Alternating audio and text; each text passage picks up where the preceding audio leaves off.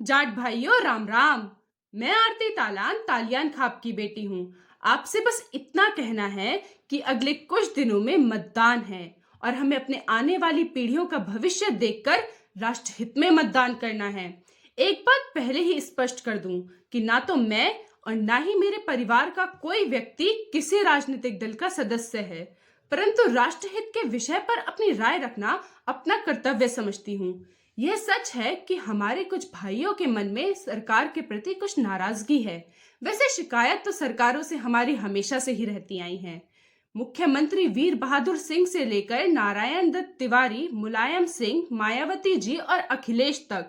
चौधरी चरण सिंह प्रधानमंत्री थे तो हम उनके घर तक भी पहुंच गए थे विरोध करने।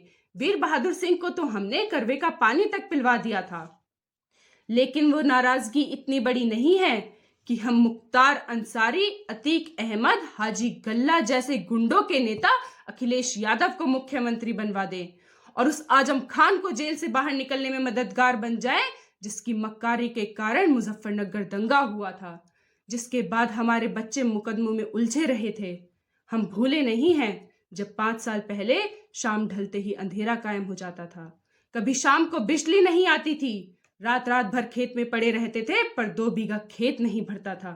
सुबह घर लौटने पर पता चलता था कि भैंस चोरी हो गई है। 2 दिन खेत नहीं गए तो ट्यूबवेल से मोटर चोरी हो जाती थी। खेतों में दिन दहाड़े बांधकर लूट लिया जाता था। रिश्तेदार भी दिन छिपने के बाद गांव में जाने से डरते थे। पिछले 5 साल में यह सब कुछ बदल गया है। किसान आंदोलन के नाम पर कुछ लोगों की नाराजगी है, यह बात ठीक है, कुछ चूक हुई है, परंतु कभी हमने सोचा है कि पश्चिमी उत्तर प्रदेश का एक भी किसान कृषि कानून से प्रभावित था क्या? बताओ। ठीक है, हम दिमाग का काम भी हाथ पैरों से लेते हैं, पर यह भी तो ठीक नहीं है कि उसे बिना यूज किए पूरा का पूरा पन्नी पैक ही भगवान जी को जाकर लौटा दें। अरे भाई, इतनी लड़ाई गन्ने के भाव पर लड़ी होती या बिजली के बिल पर लड़ी होती तो कितना फायदा हो गया होता। जरा सोचना एक बार। पता नहीं याद है या भूल गए, 1989 में चौधरी अजीत सिंह मुख्यमंत्री की शपथ लेने वाले थे। आधी रात में मुलायम सिंह के पहलवानों ने उनके 15 समर्थक विधायकों का अपहरण कर लिया था। 5 वोटों से चौधरी साहब हार गए और मुलायम सिंह मुख्यमंत्री बन गया। एक बार और बेमेल गठबंधन हुआ तो ये वो ही मुलायम है जिसने अनुराधा चौधरी के नाम पर चौधरी साहब का जीना हराम कर दिया था, बदनाम कर कर रख दिया था। थक हार कर वह सरकार से अलग हट गए और उन्हें कहना पड़ा कि जिस गाड़ी में सपा का झंडा उस गाड़ी में गुंडा। मेरे जाट भाइयों, आज हर गांव से जाट लीडरशिप उभर रही है। 21 जाट चुनावी मैदान में हैं, जबकि अखिलेश ने जयंत चौधरी का इलाज बांधने के लिए नाहिद हसन, मोहम्मद हमीद, हाजी यूनुस, गुलाम मोहम्मद, महबूब अली और कमाल अख्तर जैसों को हमारी छाती पर बैठाने की साजिश रच रखी है।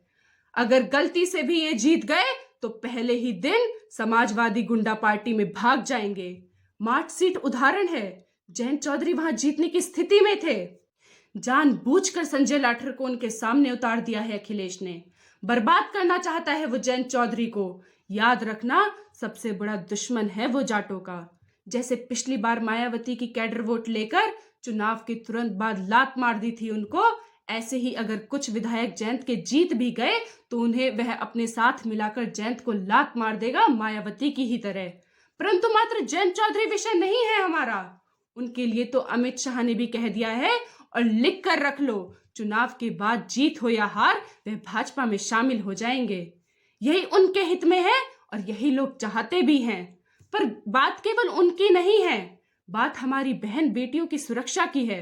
बड़ी मुश्किल से पिछले 5 साल में यह वातावरण बना है जब गुंडा तत्वों की संपत्ति पर बुलडोजर चला है और उनकी गुंडागर्दी पर लगाम लगी है। हम लोग वीर गोकुला, राजा राम जाट और महाराजा सूरजमल की संतान हैं, जो मुगलों से टक्कर लेते लेते मर तो गए परंतु विदेशी ताकतों से समझौता नहीं किया। बाबर और खिलजी की संतानों से हमारा डीएनए मैच नहीं करता।